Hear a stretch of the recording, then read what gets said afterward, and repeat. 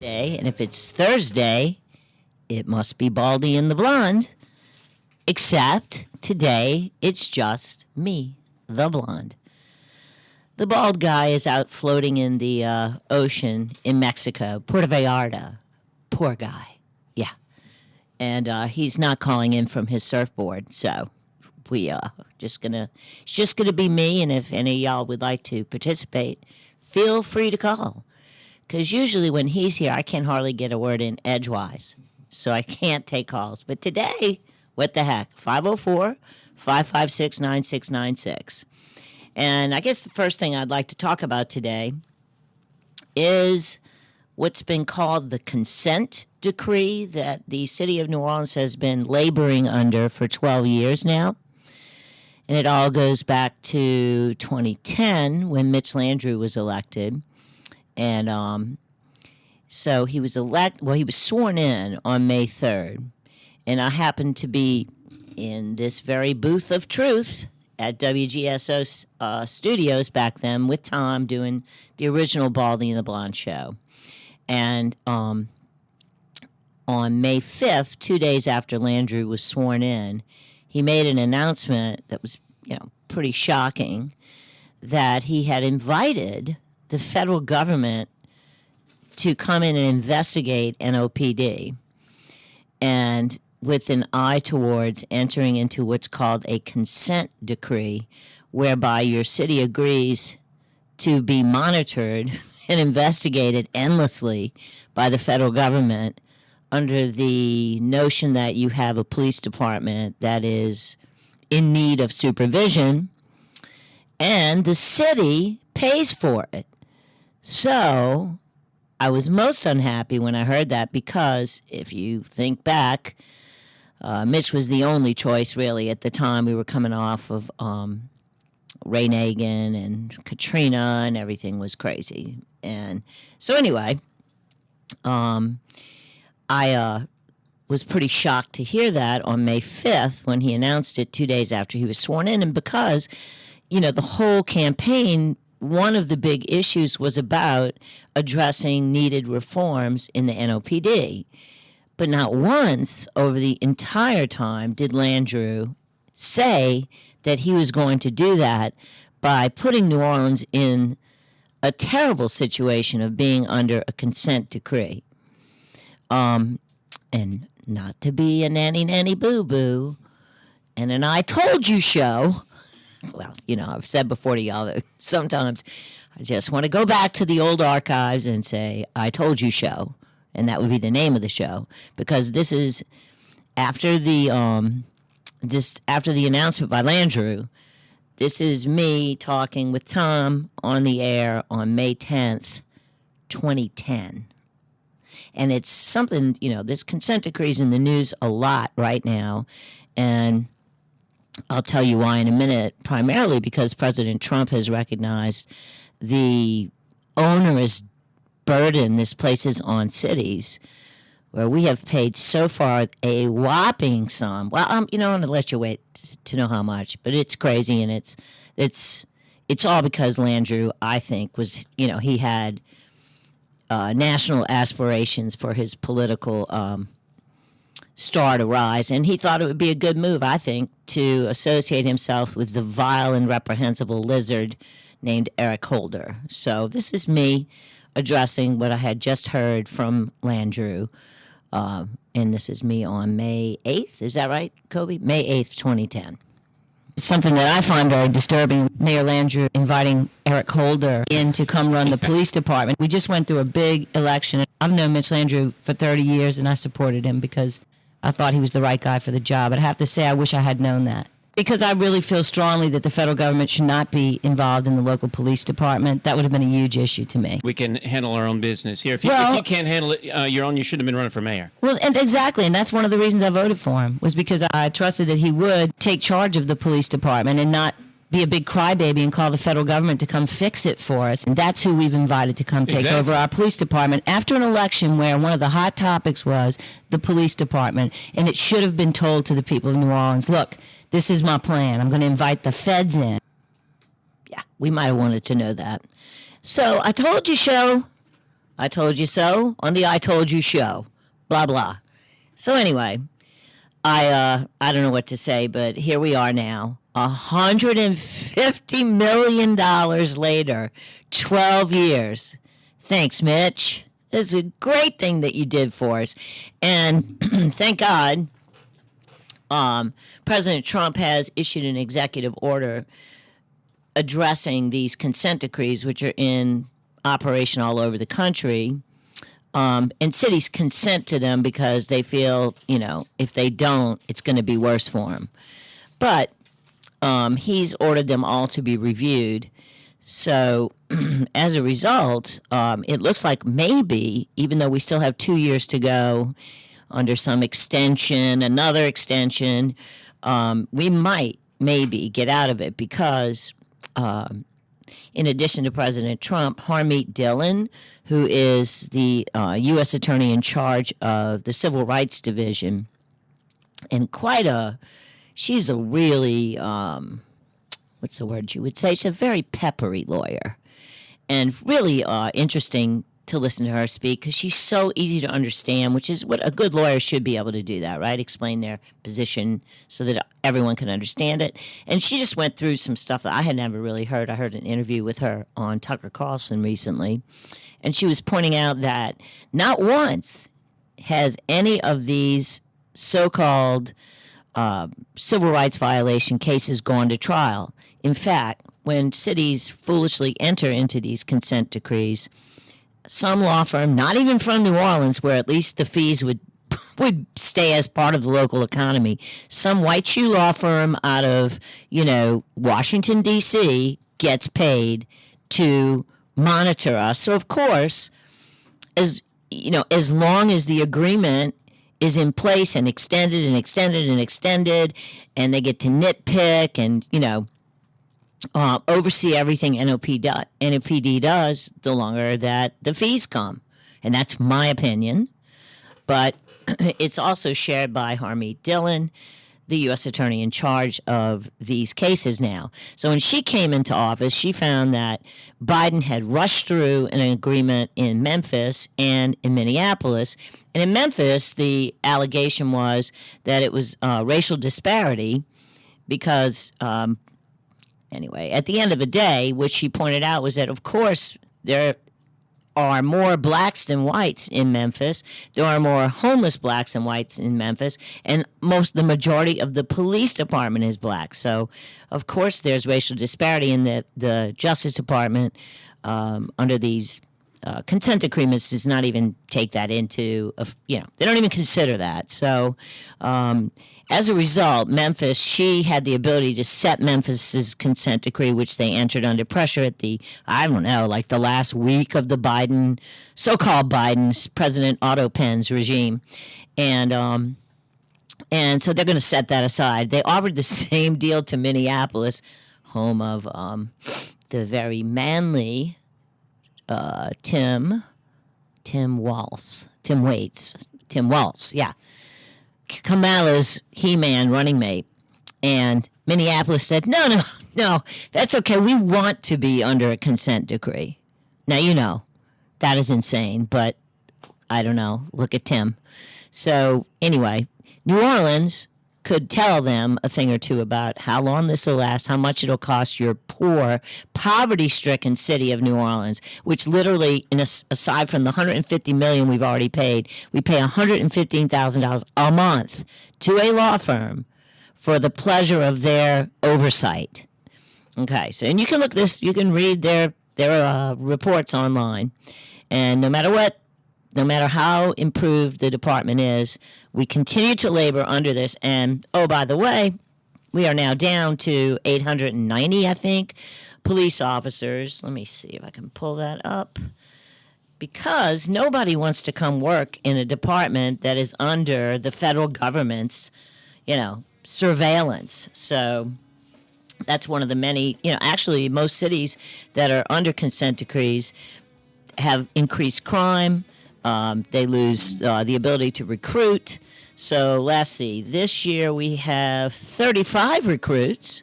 No, that was in 2024. compared to big 88 in 2023 and 25 in 2022. And it's because nobody wants to come work in a city laboring under some law firm out of D.C. watching their every move. Anyway, so this is Baldy and the Blonde. We're here every Thursday at 4. I'm Michelle Godin. I'm not the bald one. Baldy's floating in the ocean somewhere, having fun. And you can follow us on X at Baldy Blonde, baldyandtheblonde.com. You can see all of our old shows, listen to them without commercials. And we are going to go on a short break right now, and I will be back after the break.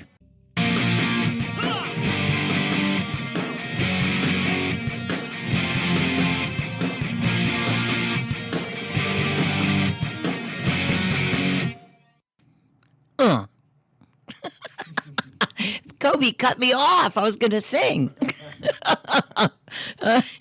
That's the music on this show, I should say, every now and then is by a band, and the songs are written by my brother and some of his friends, local guys who are now, at the time they were in an original band that went really, really far, called Tom's House. He used to sell at the House of Blues, traveled all over the country, played at the Viper Room, played at a bunch of places in New York. So anyway, they were called Tom's House. Now my brother is the lead singer of Kings of Neon, and the other guys are in the Chiwis. So that's the history of the music on Baldy and the Blonde minus Baldy. There you go. Anyway, we were talking about the consent decree that New Orleans has been under thanks to Mitch Landrieu and his desire, I think, to promote himself as a national figure and hang out with Eric Holder, one of the creepiest attorney generals we've ever had, who, by the way, just as an aside, had a congressional subpoena, refused to show up. Nothing happened to him. Nothing ever happens to anybody from the left. Same thing that Steve Bannon and Peter Navarro did as aides to President Trump. They said, well, we have executive privilege. The exact same thing Eric Holder said. Eric, he looks like a lizard. I can't help it. And he slithered out of that while Bannon and Navarro went to jail. And Navarro, they even sent a goon squad like at 2 a.m. to drag him out of the bed and, have CNN cameras there. Just happened to be there. Anyway. So, you will also recall that another thing Mitch did to make New Orleans look bad so he could look good was to take down the statues, which was, some of them were fine, but certainly not Beauregard, that was a beautiful statue in front of City Park. And Beauregard was very much of a person who tried to end segregation after the Civil War, tried to integrate the schools. But, it was all about Mitch looking good. And he did it during Jazz Fest when, the national press was present so that he could look, just as super Democrat leftist cool as possible. And I don't even know where the statues are. I'm sure they're rotting in some graveyard. But especially that one was, in my opinion, ridiculous. And just the way he did it was to make himself look good. Same as the consent decree, but of course, for the statues, we did not pay $150 million to have some Washington, D.C. law firm make a ton of money off of our broke city so that Mitchell's career could be advanced. And that's my love notes for Mitch Landrieu for the day. All right, so moving on. We talked before about Marco Rubio last week, and I didn't get to this clip. But I just think Rubio has really, he's really kind of caught fire. If you don't know much about him, he's a Cuban refugee, another person who saw communism up close and personal. His parents lost everything. I happen to have a lot of friends who are from Cuba. And, they lived a nice, normal life before Castro. Castro came in, pretended he wasn't a communist, but he was. And he confiscated all of the land. And the people to this day, as you know, if you look at, movies of Cuba or just, documentaries, anytime you see something about Cuba, you see all these cool old cars from the 50s. And everybody's like, wow, man, if they would, open up Cuba, right? Those cars are so cool. But that is not a testament to anything other than the fact that since communists took over Cuba, there has been no progress. And those cars are rolling around the streets of Cuba due to the ingenuity of the Cuban people who have learned how to keep a car running, I guess, with, nothing. But,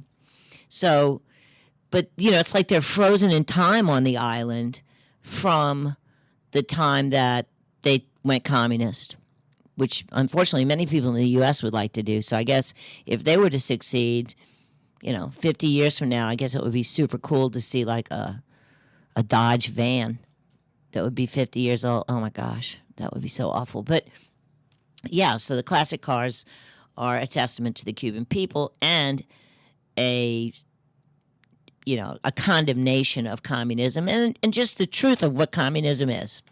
Anyway, so Rubio comes from that background, so you would expect him to, have some fire in his belly. And, frankly, I never saw it before.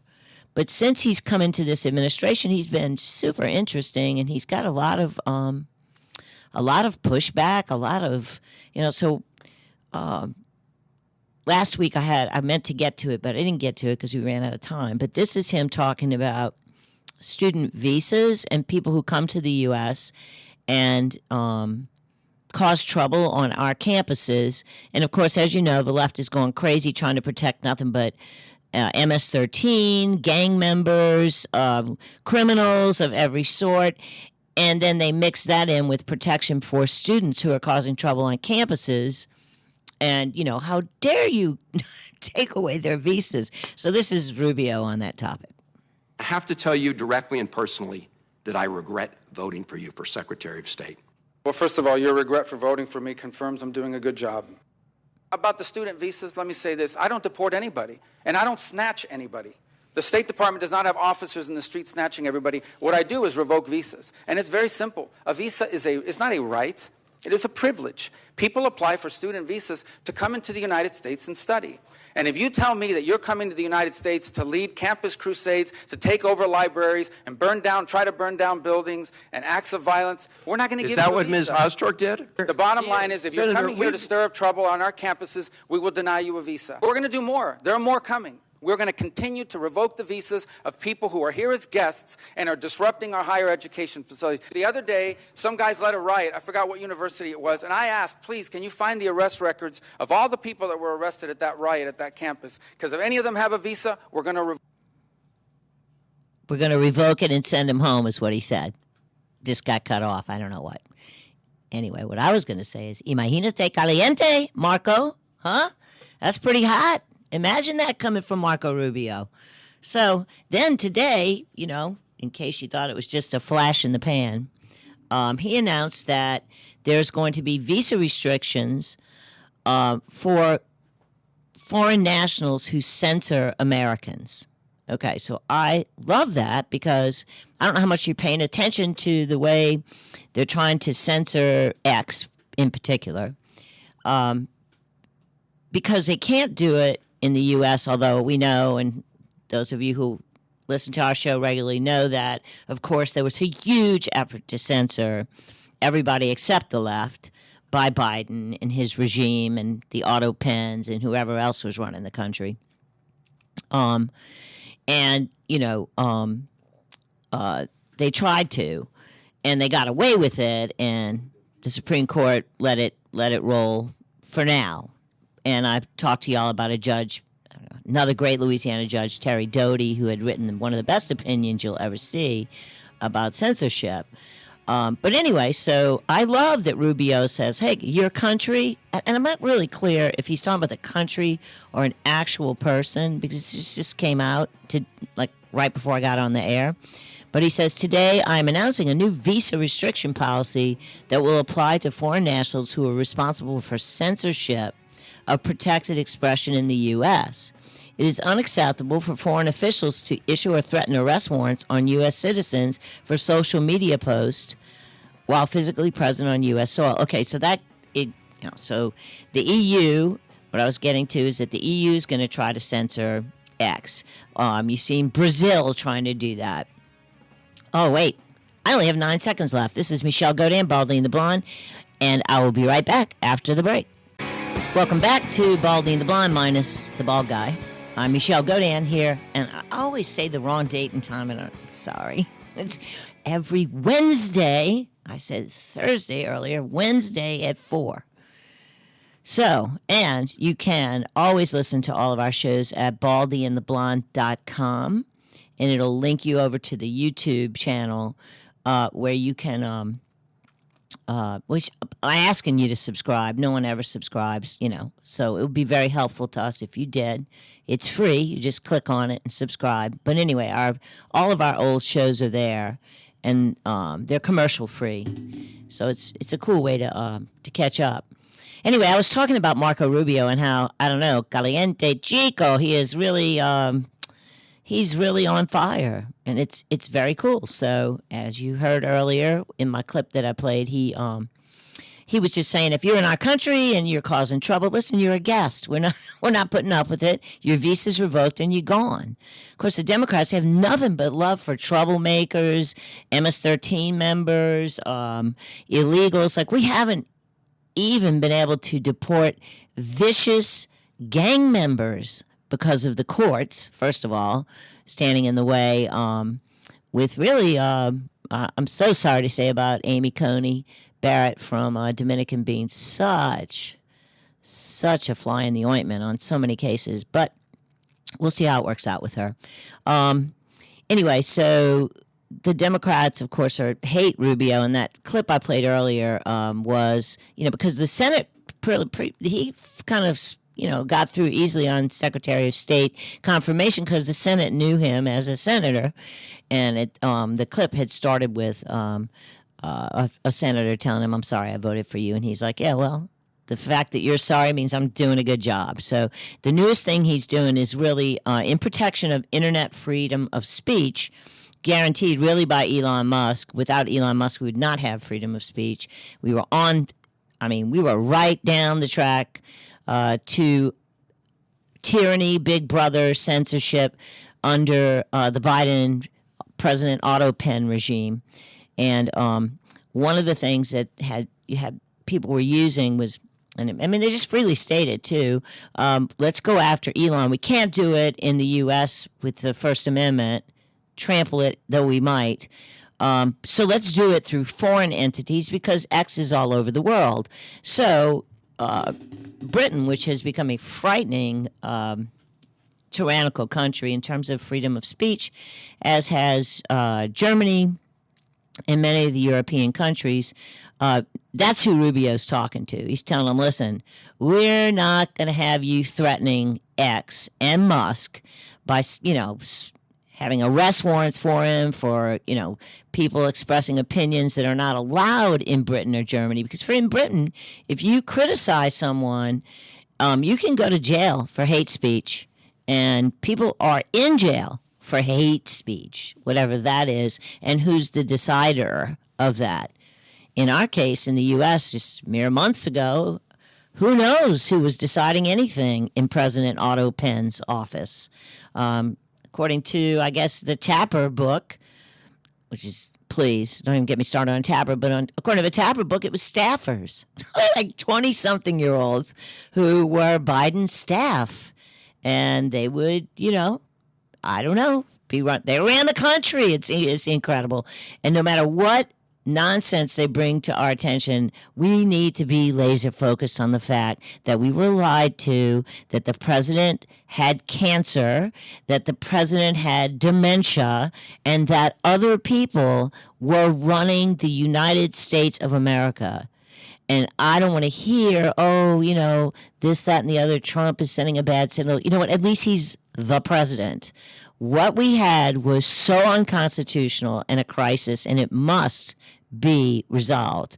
So, speaking of Biden's cancer, I did not get to play this last week, and maybe you've heard it somewhere, but there is no way that you go from good health, as his little doctor said, and I say little because it's about 4'2", to Gleason stage 9 terminal bone cancer. That takes like 10 years. So I'm sure most of y'all know Dr. Drew Pinsky, who happens to also have prostate cancer himself. So this is him talking about the improbability, basically impossibility of the lie, the yet another lie we're being told by the Biden regime. When they announced that they felt a nodule, they saw a nodule in the prostate, oh, lo and behold, he's got metastatic disease. That is not how it works. Somebody, like a president of the United States, would be having regular PSAs, the marker for prostate cancer. And if it started climbing up, they would look at MRI and they'd biopsy it immediately. And I guarantee you that's what happened. The really interesting question here is, if he, say, was diagnosed a couple of years ago, one of the next stages in treatment, what you do when you reduce the metastasis is something called androgen deprivation therapy. Routine, it slows the prostate cancer down, and the side effects are cognitive slowing, muscle wasting, and falls. That is the biggest problem with androgen deprivation therapy, and it would clearly explain what we have seen over the last couple of years.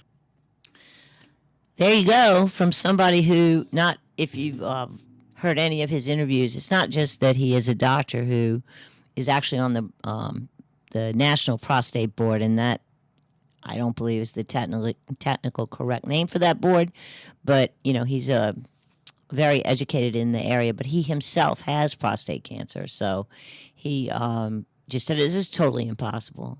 And in his, I don't know if it was him or some other doctor, but the consensus is, and even from some leftist doctors, that, he's had it the whole time. He's known it the whole time.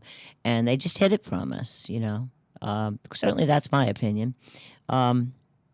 Because this was the deceit of the left, because the end justifies the means for them.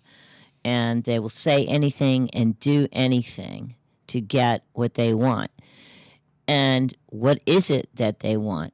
They want compliance with their each and every desire for other people. In other words, they're all about telling you what to do. And the fact that they substituted staff members, Dr. Jill, Hunter the criminal, etc., for the president of the United States, no one took action to invoke the 25th Amendment since he was clearly incapable. This is just another day in demo world. And it's disgusting, okay? And this is not, by any chance, do not misread me to think that the Republicans are perfect, because they're up there passing some ridiculous bill that doesn't even take into account the Doge cuts. So we'll see what the Senate does with that. I certainly am hopeful that they'll cut some of the I can't think of the nice word to say it, the waste and fraud out of the budget, and not wait years to do it. And one of the problems we have is, as I referred to earlier, is the Supreme Court not protecting us. And I played this a few weeks ago, I think, but I think it bears repeating because we keep getting these 7-2 really strange decisions. Notice that when Democrats nominate anyone, they are solid forever as a leftist, only getting more and more leftists. For example, Ketanji Brown Jackson, who I've played this clip many times because it's incredible that she's on the Supreme Court, having said, in response to an argument that the government was getting in the way of free speech, her answer was, well, it seems like you're trying to hamstring the government with the First Amendment. And bingo, that is exactly the point of the First Amendment, Ketanji. But anyway, that's the caliber of the Supreme Court. But it turns out that in many cases, we have a 7-2 split, 7 leftists and 2 constitutionalists, being Alito and Thomas. You cannot count on Kavanaugh. You cannot count on Gorsuch. And you certainly cannot count on Dominican Amy, the Deb. Let's call her that, Amy the Dominican Deb. So anyway, there's a lawyer named Norm Eisen, and Norm Eisen is, in many people's opinion, including mine, the leader of the Democrat lawfare. He's a lawyer, he's a snake, and he's behind much of the lawfare that you see, and he's a talking head, and they treat him as though he's unbiased. Okay, right. It turns out he's got a really good friend, in Chief Justice Roberts. So listen to Norm talk about his friend John Roberts. John Roberts is not corrupt. I know the Chief Justice well. He stayed when I was ambassador, stayed under my roof, came and spent a week with us. We worked on American and European rule of law issues together. Can you imagine this guy, Norm Eisen, the leftist of the left, hosted Chief Justice Spineless John Roberts at his house? So they're friends. He stayed with him at his house. So Roberts is not a conservative who votes with the left. He is a leftist. The question about Amy the Dominican Deb is, was she really a leftist who flew under radar? Because there are, maybe one in a million, but there are a few pro-life leftists. Or she just said, I'll be the pro-life, justice, but in every other way, I'm a leftist, and I'll fly under the radar and get on the court that way. Too bad, because you could have had James Gun Ho from New Orleans, who said, he was the guy that talked about federal courts are not Denny's. We're not open 24/7 to wait on the needs of the left, trying to spring criminals out of detention as illegal immigrants. So that's perhaps an explanation of what's going on with John. This is Baldy and the Blonde with just the blonde today, and I'm going to be here again next Wednesday at 4. Check us out at baldyandtheblonde.com and give us a follow, please. Welcome back to Baldy and the Blonde. I'm Michelle Godam. We're here every Wednesday at 4, and you can check out all of our old shows at baldyandtheblonde.com, which will link you over to the YouTube channel, and please give us a like. Honestly, back in the original Baldy and the Blonde days, we did a very silly video of a talking donkey, and it has like 50,000 views. Now, come on, y'all. Help a sister out. Come on. Subscribe to the YouTube channel, please. Give us some likes on the shows. And follow me on X/Twitter at Baldy Blonde. So, on a happy note, we were talking about the blossoming of the Marco Rubio, Secretary of State, the escapee from communist Cuba.